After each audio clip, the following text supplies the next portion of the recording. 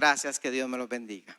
Y ahora estamos listos para recibir lo que Dios quiere hablar a nuestros corazones el día de hoy. Así que le voy a pedir que abra sus Biblias en el libro de Primera de Corintios, capítulos 11 y versículos 1.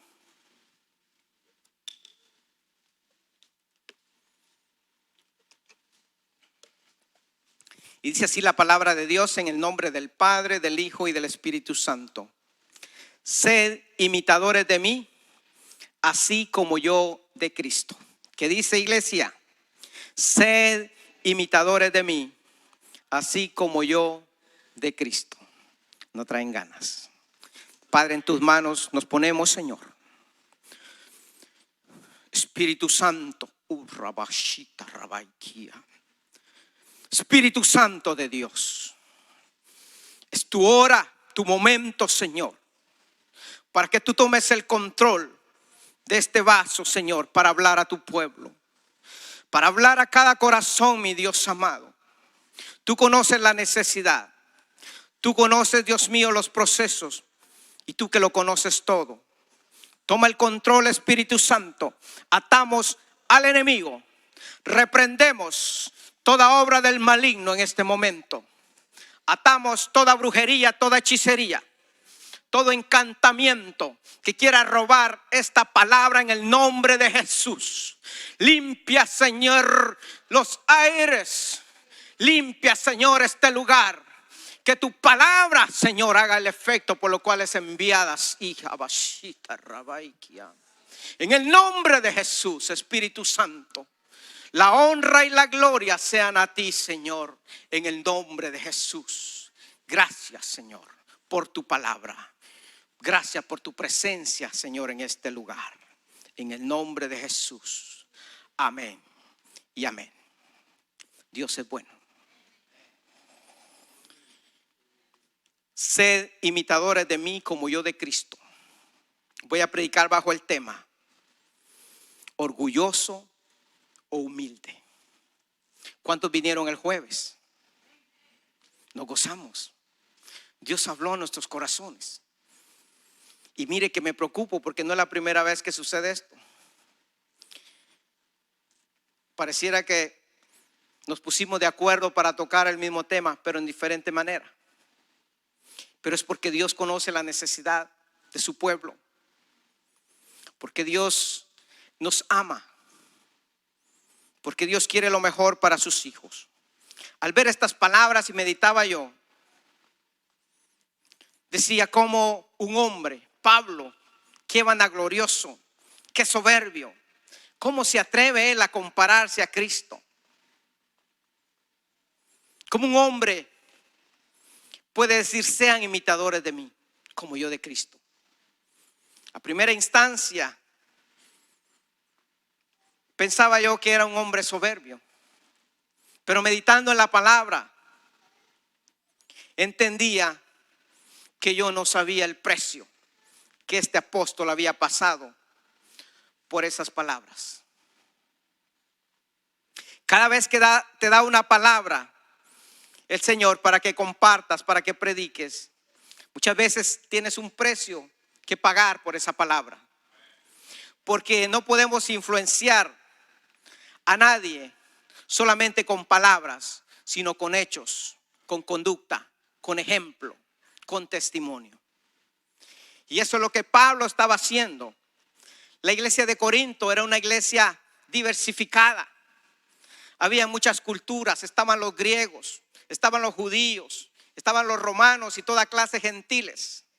Gente que había vivido una vida desordenada. Por ejemplo, estaban los griegos, quienes se enorgullecían, eran los más sabios, con sus ideologías y su corriente de pensamientos. Venían a la iglesia de Corinto. Corinto era un lugar bien turístico. Ahí había un poderío económico, militar. Y ahí se fundó la iglesia de Corinto, un lugar específico para predicar el evangelio. Venía gente de todas las naciones. Ahí nace la iglesia de Corinto. Y ahí viene Pablo a escribir esta carta. Porque le había llegado a sus oídos que habían contiendas, que había disensiones, que había orgullo, falta de amor, había todo eso que usted se puede imaginar. ¿Por qué? El orgullo de los griegos, por su sabiduría. Los más santos, más cercanos a Dios, los judíos, querían judaizar a todos los cristianos, circuncidarlos. Ellos con sus fiestas solemnes, sus tradiciones, creencias, rituales. Y luego vienen los romanos orgullosos por el poder político, por la autoridad que tenían. Y todo este grupito juntos ahí.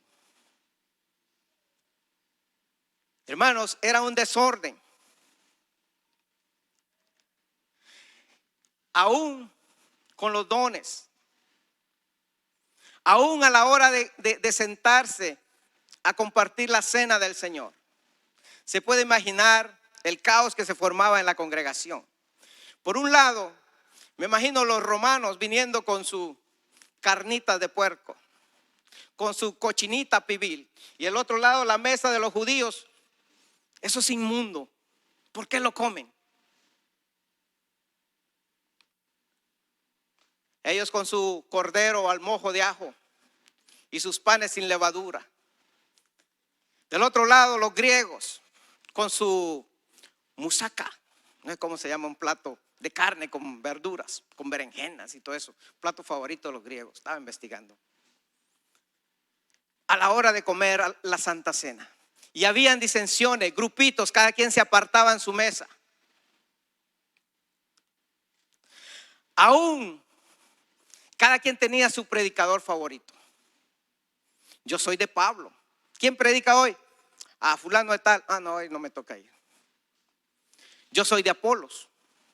Yo soy de Cefas. Y había un grupito que se creía también más santo. Yo de Cristo. Yo de nadie. Yo de Cristo. Y así estaba el desorden. Otros se creían porque Dios los usaba en esto, en lo otro y en lo otro. Por los dones, un desorden. Por eso tiene Pablo que escribir la carta a los Corintios, primera y segunda. Dice, de nada sirve todo esto. Si son orgullosos, si no tienen amor, no son nada. Ese era el problema que había en la iglesia de Corinto, porque habían culturas y razas de todos lados. Y yo meditaba en el Señor. Decía, Padre, ¿por qué me está llevando a estudiar esto tan profundo? Me decía, ese es el peligro que corren mis iglesias en esta nación. Y esta no es la excepción. Aquí hay una riqueza de creencias, tradiciones, culturas. Venimos de cuántas nacionalidades. Tal vez hablamos el mismo idioma, pero traemos cosas distintas. Y cada quien se siente orgulloso de sus raíces, de sus platitos favoritos. El salvadoreño dice, mis pupusas son las mejores. El guatemalteco, no sé, dice, yo el pollo campero. Y he oído discusiones que por el pollo campero, que es de Guatemala, que es de El Salvador.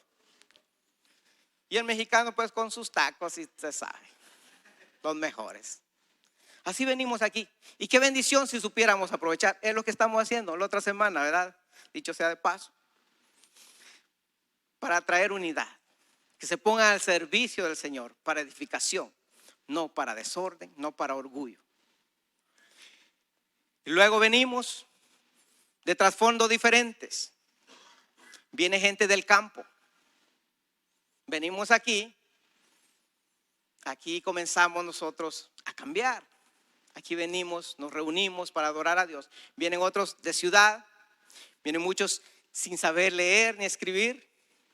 Otros que ni a caballo llegamos allá, pero ahora tenemos carro del año. ¡Qué bendición! Gloria a Dios. Hay otros que vinieron con visa, otros sin papeles. La cosa es que aquí estamos todos. Unos con inglés, sin inglés. El problema es el orgullo. Se nos olvida de dónde venimos. Y al venir aquí todos nos juntamos a alabar a Dios, a glorificar a Dios. Nos unimos, nos despojamos de todo eso para venir a ser un cuerpo en Cristo. Pero muchas veces, hermanos, se nos olvida y es tan grande el orgullo que comenzamos a hacer acepción de personas. Comenzamos a apartarnos. Dicen los que nacieron aquí: yo no hablo español. Yo no tengo por qué juntarme con los adultos si no tengo nada en común con ellos. Y comenzamos, y el viejo comienza a discriminar, no entiende al joven, y comenzamos así todos, hermanos. Eso se puede mover en esta iglesia. Tal vez en el primer servicio, aquí no sé. Pero el orgullo, hermanos, es algo que detiene, estanca el propósito de Dios. Dios tiene promesas para nuestra iglesia, para nuestras vidas personalmente, ministerios, muchos dones. Pero siempre y cuando estemos cultivando ese orgullo dentro de nosotros, las promesas de Dios no se verán cumplidas.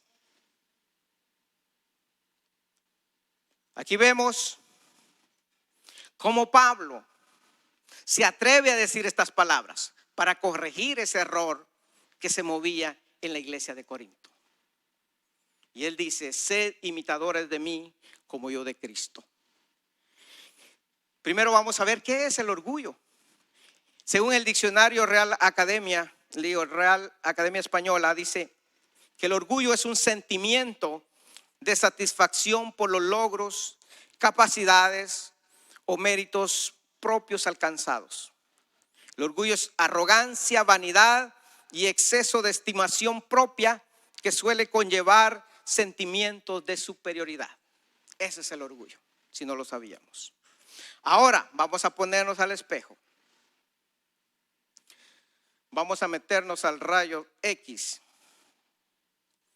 Y le voy a dar unas pequeñas cualidades. Y olvídese que diga: este es para fulano, este es para sultano. Es entre usted y yo. Digo, entre usted y Dios. Y yo estoy ahí también. Así que para poder dar esta palabra yo tuve que ser pasado por todo esto. Pero estamos aquí porque Dios nos ama. Y si Él nos muestra ciertas cosas es porque Él quiere cambiar nuestra actitud. Cualidades de una persona orgullosa. Primero, no admite errores. Siempre va a buscar culpables y excusas. Se irrita fácilmente para no ser confrontado. Cuando siente que está siendo descubierto, se enoja, se pone a la defensiva. Rechaza recibir ayuda de alguien. No, yo puedo, yo no necesito la ayuda de nadie. Siempre lo haces mal. No delega. Luego rechaza el consejo porque él es sabio en su propia opinión. Siente que lo puede todo, que lo sabe todo y no necesita el consejo de nadie. Siempre quiere tener la razón y la última palabra. Usted no le va a ganar una. Te ignora y te deja con la palabra en la boca cuando se siente amenazado. Huye, se escabulle, escapa. Quiere que todo gire alrededor de ellos. Solo piensa en su propio bienestar. Le gusta alimentar su ego. Y muchas veces para alcanzarlo, para lograrlo, amenaza, abusa, manipula. Es manipulador. El orgulloso siempre quiere tener el control de todo. En todo está. Menos en misa, dicen, ¿verdad? Siempre quiere ser destacado, reconocido. Le gustan los aplausos. Ese es orgulloso. Centro de atención de todo. Piensa que todo lo que sabe es gracias a su propio esfuerzo, conocimiento. No valora ni reconoce la ayuda de los demás. Ese es un orgulloso. Pero una de las características es que no puede perdonar. El orgulloso no espere que se humille un día. Pero si es que él fue el que me humilló. No sabe pedir perdón. No espere. Ahí se va a quedar sentado. El orgulloso habla mal de los demás y ve sus propios errores. Ve la paja de su hermano, pero no ve el tronco de árbol que tiene él. El orgulloso habla mucho de sí mismo. Todo es yo, yo, yo. Usted no le va a ganar una. Yo fui, yo hice, yo comí, yo probé. Yo fui. Sin que le estén preguntando. Mete su cuchara en todos lados. El orgulloso exagera todo. El orgulloso no se sujeta, ni respeta autoridad, ni recibe órdenes de nadie. Siempre hace lo que quiere. Le gusta alimentar su ego. Por eso hay muchos que no echan raíz en ningún lado. Andan de trabajo en trabajo. Porque no les gusta que les digan nada a los patrones. Yo prefiero mejor poner mi propia compañía. Humildemente voy a ser mi propio patrón. Pero no crea que es porque quiere superarse, es porque es orgulloso. No le gusta que le digan nada. ¿Por qué hay tanto divorcio? De matrimonio en matrimonio.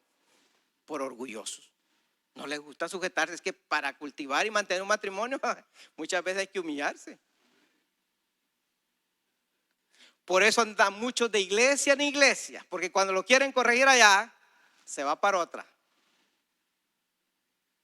Por eso andan muchos de célula en célula. Y a toda célula que llegan, le hallan un pero. No les gusta sujetarse. Siempre se hacen la víctima. Todo el mundo le hace daño a él, pero él nunca hace nada. Orgulloso.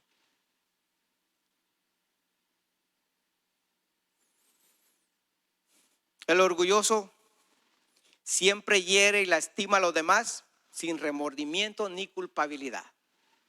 Ni cuenta se da. ¿Sabe? Porque el orgullo es una actitud del corazón. Y en nuestro comportamiento, nuestra actitud, ahí se ve. No espere que el orgullo se va a detener a saludarlo, a preguntarle cómo está. No, acérquese usted si quiere saber algo de él.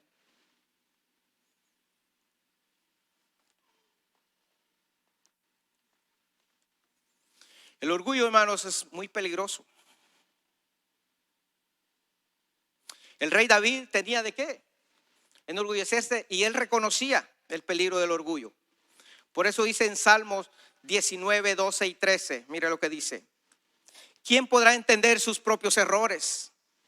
Líbrame de los que me son ocultos. Preserva también a tu siervo de las soberbias, que no se enseñoreen de mí. Entonces seré íntegro y estaré limpio de gran rebelión. Él sabía y reconocía que la soberbia, el orgullo, es peligroso. Y mientras tengamos eso en el corazón, porque todo lo tenemos, como aprendimos el jueves, el hombre después de que cae, se aparta de Dios, lo único que saca a relucir es la apariencia y el orgullo. Y si no tiene posesiones ni nada que presumir, pues tiene un apellido bien puesto. Un carácter que saca a luz. Ese es el orgullo. Dice Proverbios 6, 16 y 17 de la traducción lenguaje actual. Hay 6 clases de gente y puede añadirse una más que Dios no puede soportar. ¿Quiénes son? La gente orgullosa, la gente violenta y la gente mentirosa. Y sigue la lista. Pero mire, ¿quién encabeza el grupito? La gente orgullosa. ¿Por qué Dios aborrece tanto el orgullo? ¿Por qué Dios siempre está hablando? Si usted busca cuántos pasajes de la Biblia hay en contra del orgullo, que a Dios no le agrada. Muchísimos. ¿Sabe que fue el orgullo, la soberbia que provocó que Luzbel, aquel ángel bello y hermoso que Dios creó para que le rindiera la adoración, que le había dado autoridad sobre todos los ángeles? Eso fue lo que provocó la caída de ese ser de luz y lo convirtió en Satanás, en el diablo, en el peor enemigo de Dios y de la humanidad. Por eso es que Dios nos quiere librar de esa actitud del corazón.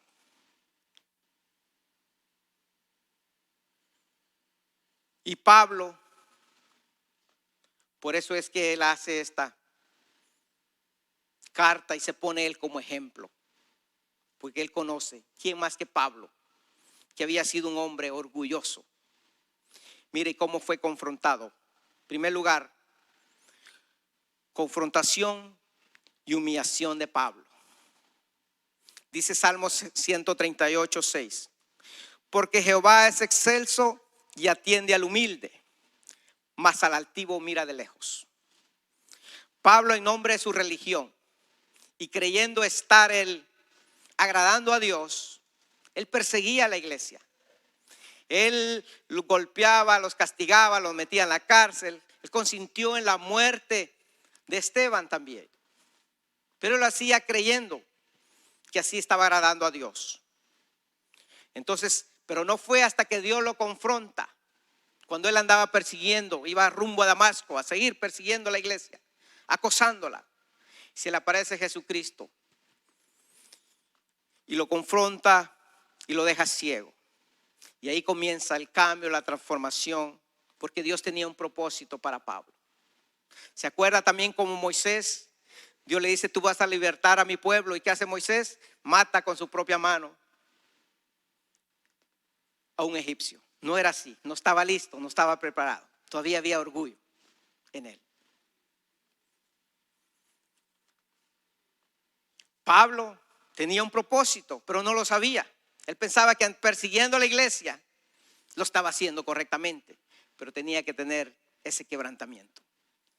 Y eso es lo que pasa con nosotros. Hay promesas grandes de Dios, pero mientras no seamos quebrantados, mientras Dios nos remueva ese orgullo que estorba, que nos aleja, que nos aparta de Dios o nos hace más lejos de Dios, no podemos ser usados. Porque se imagina, es como un niño con un arma en la mano. Por ejemplo, también se me viene a la memoria ahorita.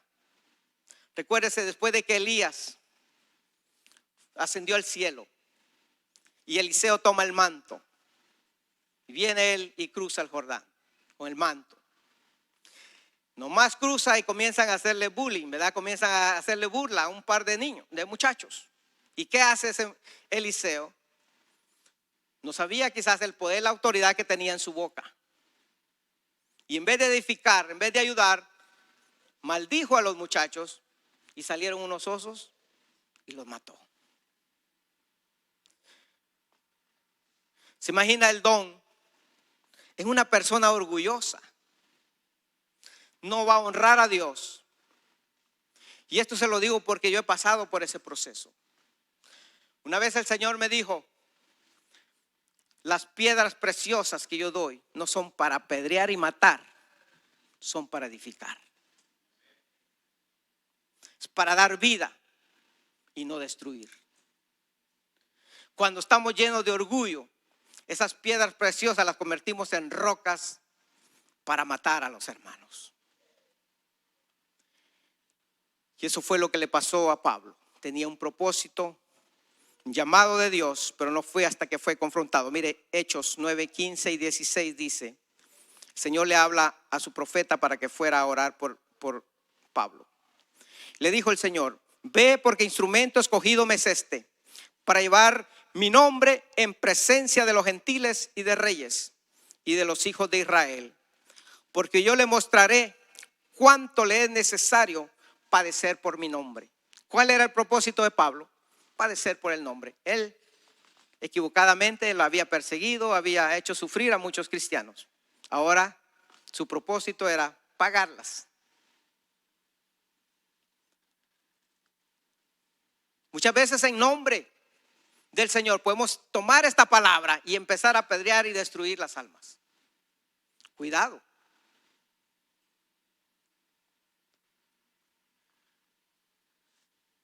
Y así comenzó el proceso de Pablo, el quebrantamiento y transformación de él, convirtiéndose en ese instrumento para llevarle el evangelio a los gentiles.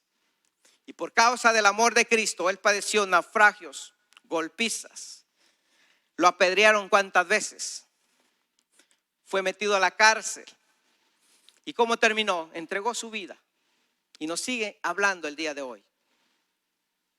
Dios cumplió su propósito en él.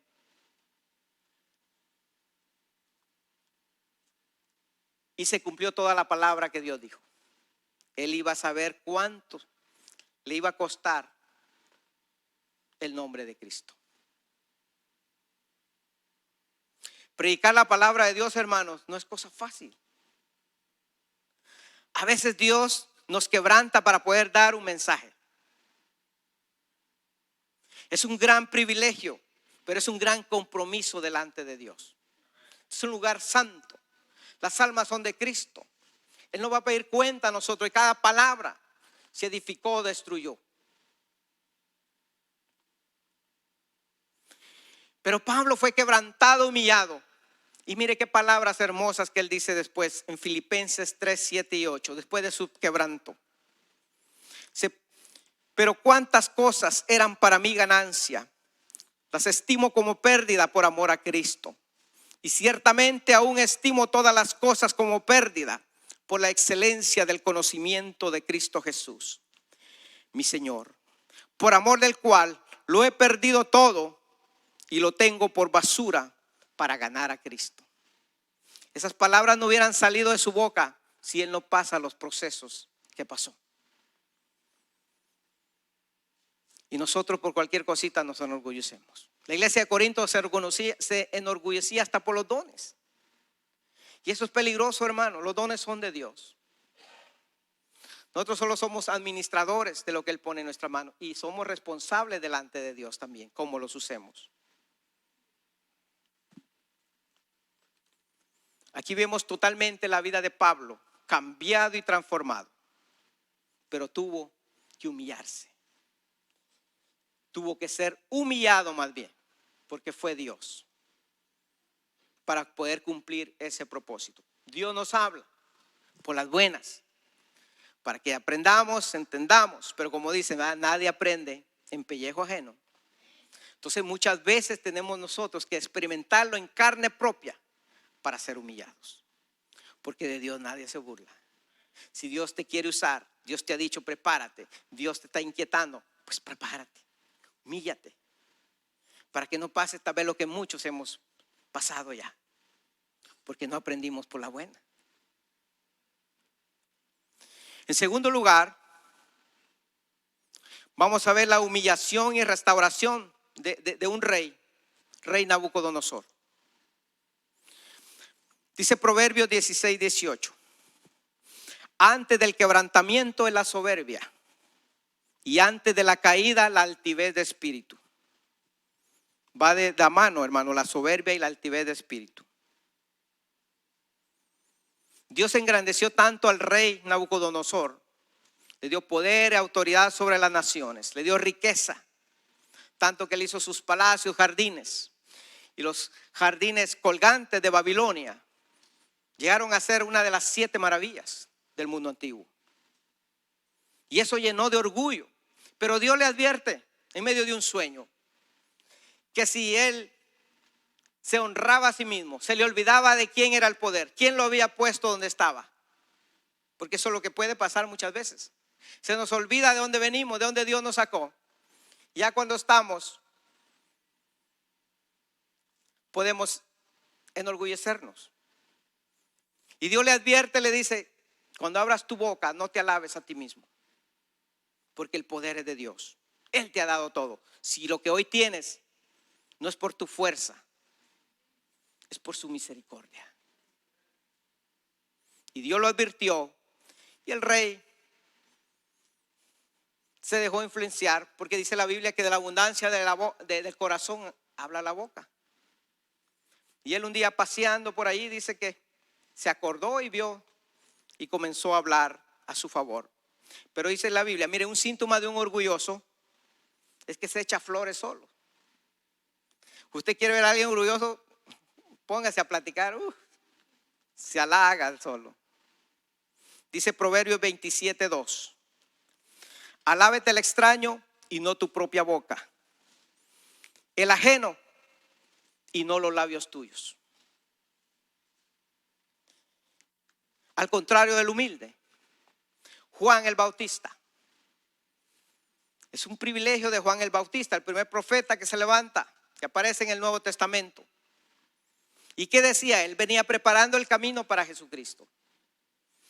Pero él no se llenaba la boca ni hablaba él grandezas de él mismo. Él decía, arrepiéntanse. A la verdad yo los bautizo en agua, pero el que viene tras mí es mayor que yo. Él los bautizará con el Espíritu Santo y fuego, y del cual yo no soy digno ni desatar su calzado. Y luego venía Jesús y le decían, ¿y Juan qué? ¿Tú qué opinas de Juan? Decía Jesús, no hay ni habrá otro profeta nacido de mujer mayor que Juan el Bautista. ¿Sí ve la diferencia? Cada quien ponía en alto a su compañero. Esa es humildad. A pesar de que Jesús era Dios, no se exaltaba a sí mismo, porque no había llegado su tiempo. Era Dios quien lo iba a exaltar a él, no sus propios labios. Y mire, el rey Nabucodonosor se le olvidó eso y se comenzó a echar flores él solo. Daniel 4:29 en adelante dice, al cabo de 12 meses, paseando en el palacio real de Babilonia, habló el rey y dijo, ¿no es esta la gran Babilonia que yo edifiqué para casa real con la fuerza de mi poder y para mi gloria de mi majestad, para gloria de mi majestad? Aún estaba la palabra en la boca del rey cuando vino una voz del cielo. A ti se te ha dicho rey, se te dice rey, Nabucodonosor, el reino ha sido quitado de ti y de entre los hombres te arrojarán y con las bestias del campo será tu habitación y como a los bueyes te apacentarán. Y 7 tiempos pasarán sobre ti hasta que reconozcas que el Altísimo tiene el dominio en el reino de los hombres y lo da a quien él quiere. Dios le advirtió, porque Dios siempre advierte. Dios no hace nada si no advierte. Pero al rey se le olvidó. Y lo que Dios dice se cumple. ¿No era lo que estábamos cantando? Lo que Dios dice se cumple, si viene de Dios.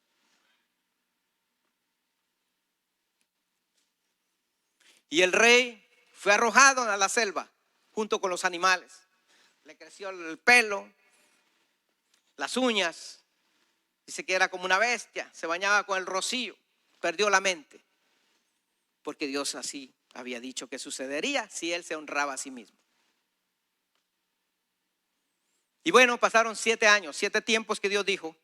Y viene ahora Nabucodonosor con su propia boca a explicarnos qué pasó. Daniel 4:34 en adelante. Mas al fin del tiempo, yo, Nabucodonosor, alcé mis ojos al cielo y mi razón me fue devuelta. Y bendije al Altísimo y alabé y glorifiqué al que vive para siempre, cuyo dominio es sempiterno y su reino por todas las edades. Todos los habitantes de la tierra son considerados como nada y él hace según su voluntad en el ejército del cielo y en los habitantes de la tierra. Y no hay quien detenga su mano y le diga, ¿qué haces?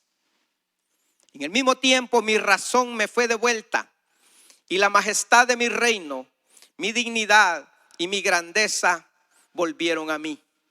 Y mis gobernadores y mis consejeros me buscaron y fui restablecido en mi reino y mayor grandeza me fue añadida.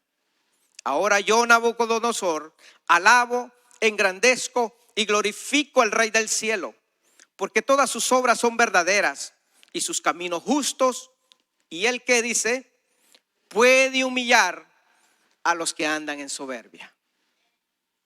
¿Tenemos excusa? No. ¿Tenemos oportunidad? Sí. Para eso es la palabra.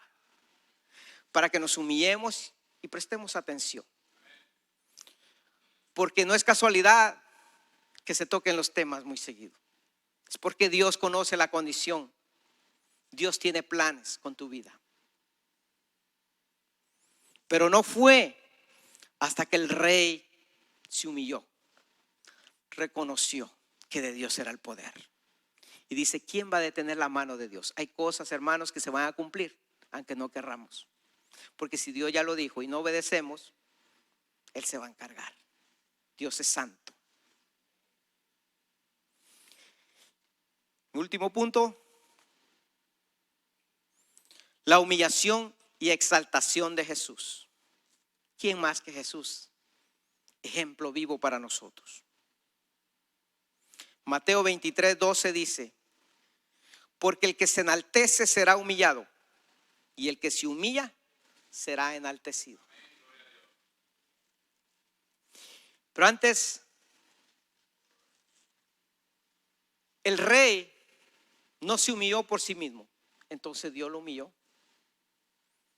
Pero Jesús, todo lo contrario, se humilló a sí mismo. Pero le voy a dar unas cualidades también de una persona humilde. Acepta corrección, sabe que no es perfecto y sabe que tiene sus limitaciones. Sabe cuando se equivoca, reconoce. Se deja enseñar, se deja disciplinar, aunque él duela muchas veces. No hace alarde de sus logros y conocimientos ni posesiones. No se alaba con su propia boca. Es agradecido con los demás. Reconoce sus limitaciones y debilidades. Sabe que necesita a Dios. Hay gente, el orgulloso siente que no necesita a Dios, que todo lo puede por sí mismo.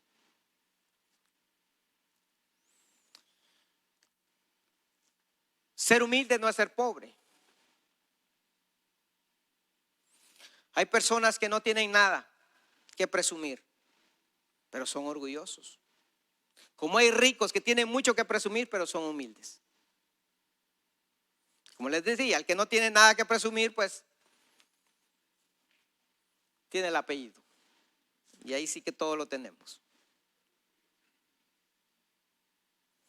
El humilde, hermanos, nunca busca su propio beneficio, sino siempre busca el beneficio de los demás. Y Jesús es nuestro ejemplo. Jesús decía en su momento de aflicción en Getsemaní, sabía que ya lo iban a entregar, que lo iban a crucificar. En la carne: Padre, si es tu voluntad, pasa de mí esta copa, porque yo no quiero, tengo miedo, pero que no se haga lo que yo quiera, que se haga mejor tu voluntad. Y él sabía cuál era su voluntad. Él tenía que ir a una cruz. Él sabía que tenía que ser enjuiciado, avergonzado, humillado por los hombres, por los gobernantes de ese tiempo. Pilato lo acusaba injustamente, lo acusaban. ¿Qué hacía él? Enmudecía. Y nosotros, aunque tengamos no la razón, sino estemos equivocados, no nos callamos, hacemos excusas siempre. Jesús enmudeció por amor a ti y por amor a mí. Dice Isaías que como oveja al matadero, enmudeció y no cayó, porque él sabía cuál era la voluntad del Padre. Si nosotros queremos que Dios haga su voluntad en nuestras vidas, humillémonos para que Él pueda cumplir su propósito en nosotros. Mire, dice Filipenses 2, capítulo 5. Filipenses 2, versículos 5 al 11 dice: haya pues en nosotros este sentir que hubo también en Cristo Jesús, el cual siendo en forma de Dios no estimó el ser igual a Dios como cosa que aferrarse, sino que se despojó a sí mismo, tomando forma de siervo, hecho semejante a los hombres, y estando en la condición de hombre se humilló a sí mismo, haciéndose obediente hasta la muerte y muerte de cruz, por lo cual Dios también lo exaltó hasta lo sumo y le dio un nombre que es sobre todo nombre, para que en el nombre de Jesús se doble toda rodilla de los que están en los cielos y en la tierra y debajo de la tierra, y toda lengua confiese que Jesucristo es el Señor, para la gloria de Dios Padre. Ejemplo nos dio Él. El ser más poderoso, el ser más humilde del universo. Cuando vino a esta tierra no vino buscando poder político ni religioso, mucho menos fama y fortuna. Pero fue tentado. Satanás vino y le ofreció todo eso, pero él lo rechazó. Y ahí quedan muchos Muchos podemos comenzar bien, pero tal vez la fama y la fortuna más adelante puede torcernos. Por eso Dios nos quiere humillados y nos da el ejemplo como a Jesucristo, cómo debemos nosotros ser. Él venía a cumplir esa misión, venir a entregar su vida para salvarnos. Jesucristo hizo cantidades de milagros, grandes sermones donde quiera que llegaba, miraba las cosas cotidianas y de ahí sacaba mensajes. Usaba parábolas. Él detenía el mar, los vientos, con su palabra. Pero hay una cosa, note la humildad de él. Él jamás dijo, aprendan de mí a predicar. Aprendan de mí cómo hacer caminar a los paralíticos. Aprendan de mí la elocuencia que tengo. Miren, aprendan. ¿Qué dijo Jesús? Mateo 11, 28 al 30. Venid a mí todos los que estáis trabajados y cargados, y yo os haré descansar. Llevad mi yugo sobre vosotros y aprended de mí. ¿Qué vamos a aprender de él? Que soy manso y humilde de corazón, y hallaréis descanso para vuestras almas, porque mi yugo es fácil y ligera mi carne. No nos dijo que aprendiéramos las hazañas, los milagros, las cosas sobrenaturales, sino a ser humildes de corazón, porque Él sabe que eso es lo que nos cuesta. Nosotros tal vez no tenemos nada que presumir, pero los taquitos que yo hago son los mejores del mundo. Yo soy el mejor pintor que hay. Mi familia es la mejor. Mis hijos, por eso hay tanto quebrantamiento. Dios nos habla, hermanos, porque quiere librarnos de muchos quebrantamientos innecesarios. Si tan solo escucháramos y obedeciéramos la palabra de Dios. Pero nunca es tarde. Y digo que Dios siempre llega a tiempo. Dicen muchos, yo soy manso, pero no soy ¿qué? Dicen. Eso es orgullo. Yo perdono, pero no olvido. Orgullo, orgulloso. Seamos mansos y humildes de corazón. Pero se tiene que ver reflejado en nuestra forma de vivir. Yo puedo pararme aquí a decirle tantas cosas bonitas, pero pregúntele a mi esposa cómo soy en la casa, en el trabajo.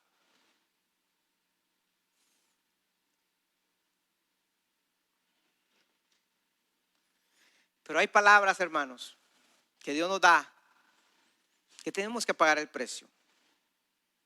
Decía que yo vengo saliendo de donde fui humillado, atormentado. Dios me da una palabra, me dice, pero prepárate, que el enemigo está enojado y va a venir con todo, empezando con tu esposa. A los 2 días cayó ella enferma. Ni tiempo nos dio de reaccionar. Pero había un propósito. Y durante ese tiempo de dolor, fueron 3 semanas, pero una semana fue terrible. No había medicina que me quitara el dolor. No había posición donde yo estuviera. 3 días sin dormir. Vinieron pensamientos, y perdón que lo diga, pero suicidas. Yo decía, Señora, si yo no quiero vivir, llévame.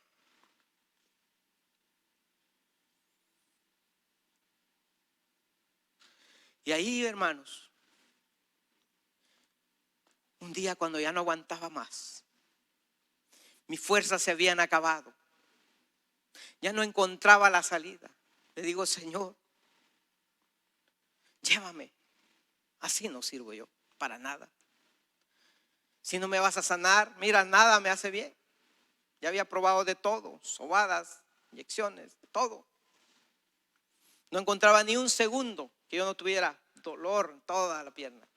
Terrible, era un desgarre. Cuando estaba a punto de renegar de Dios, le digo: Padre, si yo predico de ti, ten misericordia, dime que no me has dejado. Dime que aquí estás conmigo, que esto no es por desobediencia, yo estoy tratando de hacer tu voluntad.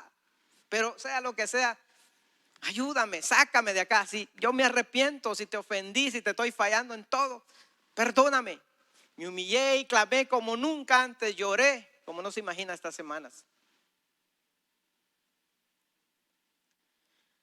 Cuando sobrenaturalmente yo tenía este iPad con el que predico, apagado, desconectado, con clave, un montón de cosas encima.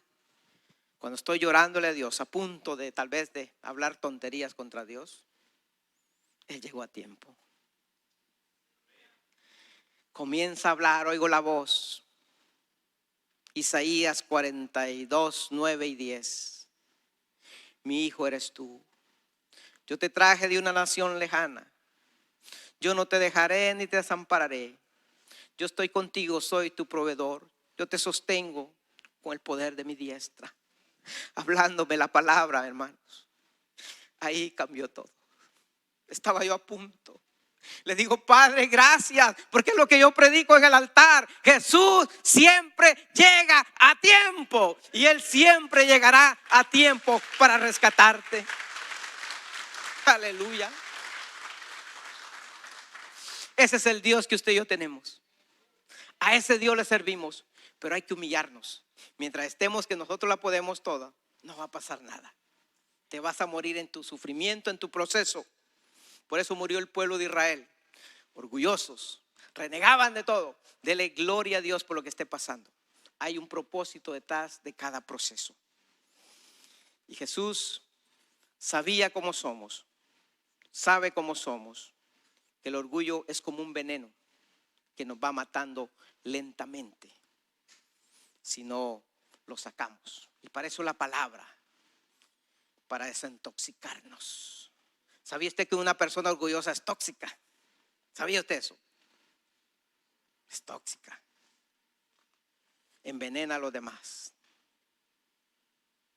Hiere a los demás. Por eso Dios quiere cambiar nuestra manera de ser. Porque no nos damos cuenta. Yo siempre le digo, es como la comida china. La comida china usted se la come y se limpia, se lava los dientes y no pasa nada. Acuéstese en la noche, métase bajo las cobijas, va a ver. Puro ajo.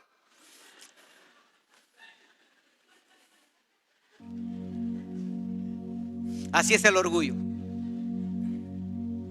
No nos lo vemos nosotros mismos, pero ahí está.